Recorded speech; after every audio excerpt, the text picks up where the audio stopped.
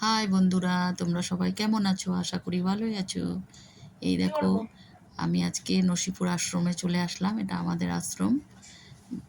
খুব সুন্দর একটা মন্দির, দেখো, ভীষণ সুন্দর। এই দেখো, ভেতরটায় চলে আসলাম। দেখো কি সুন্দর। এবার গঙ্গার তীরে আসলাম। এই দেখো, পাশেই গঙ্গা, মন্দিরের পাশেই গঙ্গা। এই দেখো, নসিপুরের ব্রিজটাও দেখা যাচ্ছে এখান থেকে। দেখো, ভীষণ সুন্দর। এই দেখো কি কলা গাছ হয়েছে, আপন মনেই হয়েছে, কলা গাছ কেউ লাগায়নি। এই কলা আবার পুজোতেও দেওয়া হয় ভোগে। দেখো, মা, ভীষণ সুন্দর লাগছে মাকে দেখতে। এই যে আমাদের গুরুদেব, গুরুদেবের কাছে চলে আসলাম, গুরুদেবকে প্রণাম করলাম। দেখো, বসে আছে।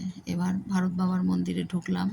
এই যে ভারত বাবা, রাধাকৃষ্ণ, লোকনাথ বাবা, লোকনাথ ব্রহ্মচারী বাবা। এই দেখো, ভীষণ জাগ্রত বাবা।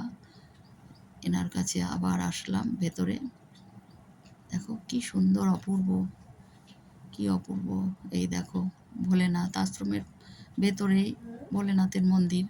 ভোলেনাথের কাছে আসলাম, একটু জল ঢাললাম ভোলেনাথের মাথায়। এই দেখো, নাগমাতা। দেখো, ভীষণ সুন্দর। এই নন্দী, ভোলেনাথের পাশেই নন্দী বসে থাকে। ভোলেনাথের নন্দীর কাছে, কানের কাছে, বা কানে মনের ইচ্ছে আমি বললাম, দিয়ে তারপর বাড়ি চলে আসলাম।